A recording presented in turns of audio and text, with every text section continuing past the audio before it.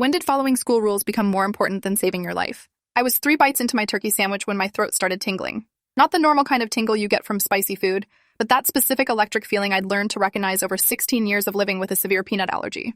My hands went cold and I dropped the sandwich onto my lunch tray, while my best friend Autumn looked up from her phone with concern spreading across her face. "Something's wrong," I managed to say before my voice started sounding weird and thick like my tongue was swelling. She grabbed my water bottle and shoved it at me, but swallowing felt wrong, like there was something blocking my airway that shouldn't be there.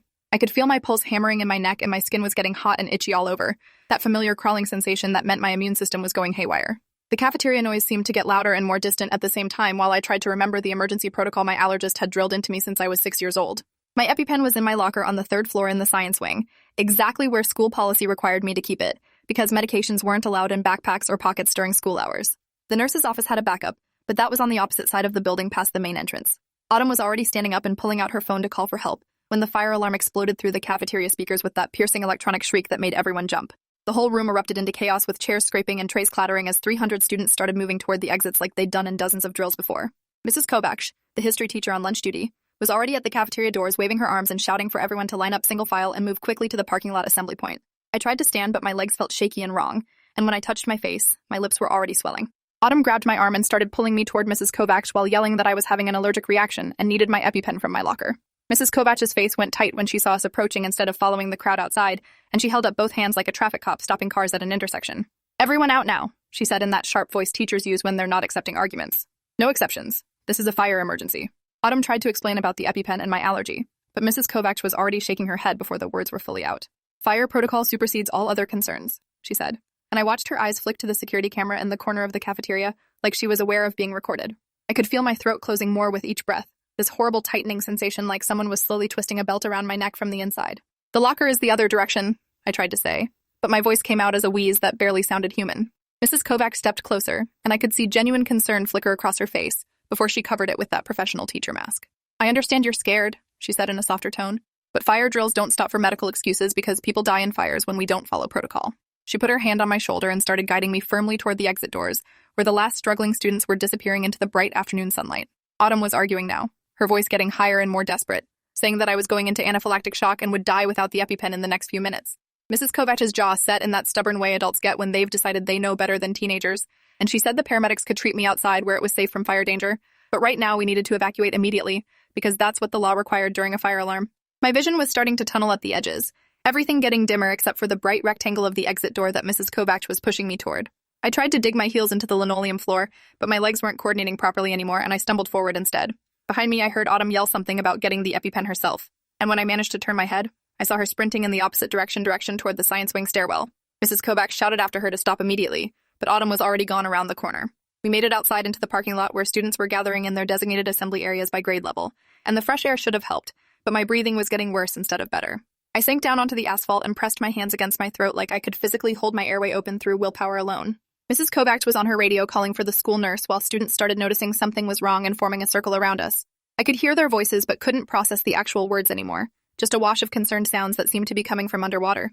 My lips felt huge and numb, and when I touched them with shaking fingers, they were swollen to probably twice their normal size. The itching sensation had spread to my scalp and down my arms, and I wanted to scratch at my skin until it came off, but my hands weren't cooperating with my brain's commands anymore. The world tilted sideways and I realized I was falling, my cheek hitting the warm asphalt while someone screamed. Through my narrowing vision, I could see Mrs. Kovacs' shoes and the bottom of her khaki pants, and beyond that, the crowd of students with their phones out recording everything because that's what teenagers do when something dramatic happens. Inside the building, Autumn was sprinting up the science wing stairs 3 at a time with her heart pounding and her breath coming in gasps. She'd been on the track team since freshman year, but she'd never run this fast in her life because she'd never been running to save someone's life before. The hallways were completely empty since everyone else had evacuated, and the silence was eerie after the chaos of the cafeteria. She reached the 3rd floor and turned left toward my locker, her shoes squeaking on the polished floor. She was fumbling with her phone to call me for my locker combination when she heard heavy footsteps behind her getting rapidly closer. Security Officer Whitmore rounded the corner at a run, his face red and his radio squawking with voices demanding status updates on the rogue student who'd violated evacuation protocol. Autumn tried to explain while still running toward my locker, but Whitmore was already shouting at her to stop and put her hands up. She ignored him and kept going, scanning the locker numbers until she found 3847, my locker. She spun the combination lock with shaking hands, messing up the sequence twice before getting it right on the 3rd try. The metal door swung open just as Whitmore reached her, and she saw my backpack hanging on the hook inside with the bright orange EpiPen case clipped to the front pocket exactly where I always kept it. She grabbed for it, but Whitmore's hand closed around her wrist in a grip that would leave bruises. She tried to twist away while explaining that I was dying in the parking lot from anaphylaxis, but he wasn't listening, just reciting school policy about evacuation procedures and how violating them during a fire emergency was grounds for suspension and possible criminal charges for endangering other students. Autumn did something then that surprised both of them because she'd never been in a fight before in her entire life. She brought her knee up hard into Whitmore's stomach, and when his grip loosened in shock and pain, she yanked the EpiPen case free and ran. She could hear him cursing and his radio crackling behind her as she sprinted back toward the stairs, but she had a head start and the element of surprise. The stairs seemed endless going down, her legs burning and her lungs screaming, but she pushed harder because every second counted when someone was in anaphylactic shock. She burst through the ground floor exit doors into the parking lot where the entire school population was assembled, and she could see the crowd gathered around someone on the ground near the sophomore assembly area. She ran toward it, weaving between clusters of students who stepped aside when they saw her face. Out in the parking lot, I'd stopped breathing about 30 seconds before. My airway had swollen completely shut, and my lips had turned from red to blue to a grayish color that made several students turn away or start crying. Mrs. Kovacs was trying to perform CPR, but her hands were shaking so badly she could barely maintain the rhythm. The school nurse had arrived with her medical bag and was frantically searching for something while shouting at Mrs. Kovacs to keep going. Someone was screaming for an ambulance. Multiple people, actually, their voices blending together into a chorus of panic. The crowd had swollen to maybe 200 students now, all watching with their phones out, and some of them would later post the videos on social media despite explicit instructions not to. My face was gray and puffy and didn't look human anymore, and my body was completely limp against the asphalt. Autumn broke through the crowd and dropped to her knees next to me, her hands fumbling with the EpiPen case. The school nurse saw what she had and grabbed it from her, popping the case open and pulling out the auto-injector with practiced efficiency that came from years of training. She jerked up the leg of my jeans and pressed the orange tip against my outer thigh hard enough to leave a mark, and the spring-loaded needle punched through fabric and skin with a click that seemed impossibly loud. She held it there for a count of 10 seconds that felt like 10 hours, and everyone in the circle watched my face for any sign of improvement. For a long moment, nothing happened, and Mrs. Kovacs' CPR compressions faltered as she stared at my unchanged expression. Then my chest jerked once, twice, and I sucked in a rasping breath that sounded like gravel being dragged across metal. The crowd erupted in relieved sounds that were part cheer and part sob, but the school nurse wasn't celebrating yet. She had her fingers pressed to my neck, checking my pulse, and was barking orders at Mrs. Kovacs to keep me on my side in recovery position. My breathing was still labored and my face was still swollen, but air was moving through my damaged throat again, which meant I might actually survive this. The nurse was on her radio calling for the ambulance status, and dispatch was telling her 8 minutes out because the fire trucks blocking all the streets around the school were making it impossible for the ambulance to get through. 8 minutes might as well be 8 hours when someone's airway is compromised, and the nurse was already pulling out a secondary EpiPen from her medical bag just in case my symptoms rebounded before the paramedics arrived. She kept talking to me in a calm, steady voice, asking me to squeeze her hand if I could hear her, but I couldn't make my fingers work yet. Inside the school building, Principal Winters was standing in the main office staring at the security monitors showing the scene in the parking lot. He'd been watching since the moment Mrs. Kovacs had radioed about a student in medical distress, and he'd seen everything unfold with growing horror. The fire alarm control panel on the wall next to him showed the trigger point for the alarm had been a manual pull station in the East Wing boys' bathroom, which meant this wasn't a real fire but a false alarm that someone had deliberately set off. He'd gotten confirmation of that about 90 seconds after the alarm started, which meant he could have given the all-clear immediately and let students return to the building where medical supplies were accessible. But the district policy was crystal clear about completing full evacuation and sweep protocols, even for confirmed false alarms, because liability attorneys had written the rules after a previous lawsuit in a neighboring district. He'd made a choice to follow policy over common sense, and now a student was lying on the parking lot asphalt fighting for her life, because rules were rules, and he couldn't be seen playing favorites or bending regulations. His hand hovered over the intercom button that would broadcast an all-clear to the assembled students outside, but his vice principal, Judith Carver, stepped in front of him and shook her head. "The fire marshal hasn't arrived yet to give official clearance," she said, "and if we let students back in before that happens and something goes wrong, the district will crucify us." Principal Winters looked back at the monitor showing the nurse working on me, then at his vice principal's face, and he could see his own fear reflected there. They were more scared of the lawsuits and the district administration than they were about the actual student dying in their parking lot, and both of them knew it, but neither would say it out loud. The ambulance finally arrived 7 minutes after the EpiPen injection, weaving carefully through the fire trucks that were still blocking the street even though there was no fire. 2 paramedics jumped out with equipment bags and portable monitors, and they took over from the school nurse with smooth efficiency that came from responding to allergic reactions multiple times per week in a county with 3 million people. They got an IV started in my arm and pushed a syringe of something that made my breathing ease slightly, though my throat still felt like it was lined with broken glass. One paramedic was asking me questions about what I'd eaten, and when symptoms started, while the other one was listening to my lungs with a stethoscope and frowning at whatever he heard. They loaded me onto a stretcher and into the ambulance while Autumn followed alongside, refusing to let go of my hand even when the paramedic said only family was allowed to ride along. Mrs. Kovacs stood in the parking lot watching the ambulance pull away with lights flashing, and her hands were still shaking from the CPR compressions she'd performed. Around her, students were starting to break formation and cluster in groups talking about what they'd just witnessed, and several teachers were trying to restore order without much success. The fire marshal's car pulled up, and he spent 20 minutes walking through the building with Principal Winters before giving the all-clear that would let students return inside. By that point, lunch period was over, and the afternoon schedule was completely disrupted. But none of that mattered because everyone was still thinking about the girl who'd almost died because someone pulled a fire alarm as a prank. Security footage from the East Wing bathroom showed Caleb Winters, the principal's own son, pulling the alarm and then walking away with a smirk on his face like it was the funniest thing he'd ever done. At the hospital, doctors kept me in the emergency department for 6 hours running tests and monitoring my breathing while my parents sat in uncomfortable chairs beside my bed, looking simultaneously relieved and furious. My mom kept stroking my hair and asking if I needed anything while my dad was on his phone researching allergic reaction protocols and school liability laws with the single-minded intensity of someone planning a lawsuit. The ER doctor explained that I'd been clinically dead for approximately 3 minutes before the EpiPen reversed the anaphylaxis, and they were concerned about potential hypoxic brain injury from oxygen deprivation. They wanted to keep me overnight for observation and would schedule an MRI for the next morning to check for any damage, though they were cautiously optimistic since I was alert and responsive now. My throat still felt wrong, swollen and painful when I swallowed, and my voice came out raspy like I'd been screaming for hours even though I'd barely been able to make sound during the actual emergency. Autumn had been allowed to stay with me after my parents arrived and gave permission, and she sat in the corner of the exam room looking traumatized by everything she'd witnessed. She kept apologizing for not getting to my locker faster, for not fighting harder against Whitmore, for any delay that might have made my condition worse. I tried to tell her she'd saved my life and I'd probably be dead without her willingness to violate every school rule, but she just shook her head and said she should have grabbed the EpiPen sooner. My mom thanked her probably 15 times in the first hour, crying every time she looked at Autumn and imagined the alternative timeline where my best friend hadn't been brave enough to run back into the building. My dad was already talking about pressing charges against the school for negligence and against whoever had pulled the fire alarm for reckless endangerment, his lawyer voice coming out even though he normally practiced corporate contract law.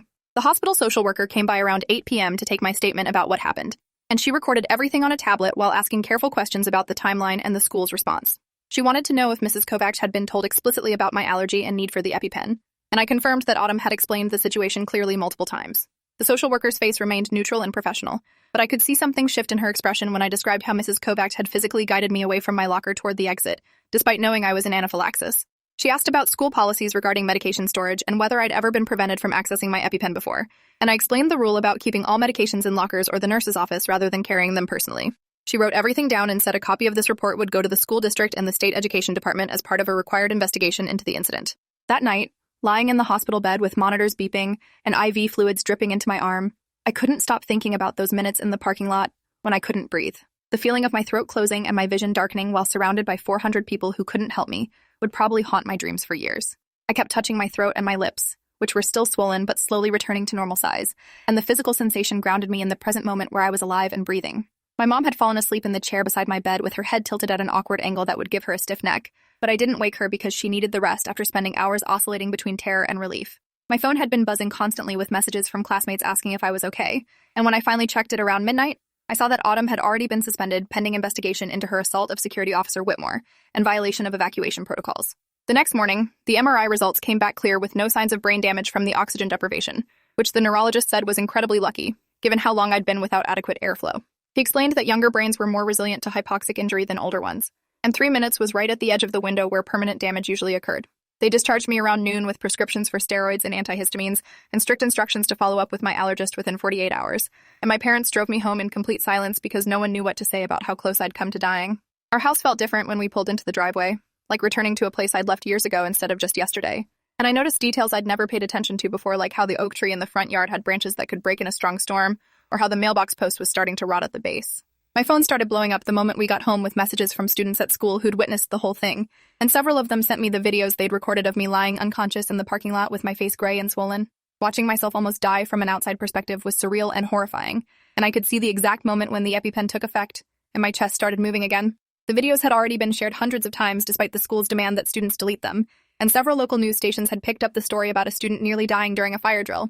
The comment sections were splitting into camps, with some people saying I should have followed evacuation procedures, and others arguing that medical emergencies should override fire safety protocols, and reading strangers debate whether my life was worth bending rules for made me feel sick in a completely different way than the allergic reaction had. That afternoon, a letter arrived by certified mail from the school district's legal department, informing my parents that I was suspended for 3 days for failure to comply with mandatory evacuation procedures during a fire emergency. The letter cited specific district policy codes and state fire safety regulations, and it emphasized that all students must follow emergency protocols, without exception, to ensure collective safety during crisis situations. My dad read the letter aloud in a voice that got progressively angrier with each paragraph, and when he finished, he threw it across the kitchen where it hit the refrigerator and slid to the floor. My mom picked it up and read it again more slowly, and I watched her face transform from confusion to fury as the implications sank in that the district was punishing me for nearly dying when their fire drill policy prevented me from accessing life-saving medication. She pulled out her phone and started calling every parent she knew from school board meetings and PTA events, and within an hour, she had 15 parents agreeing to attend the next board meeting to demand policy changes.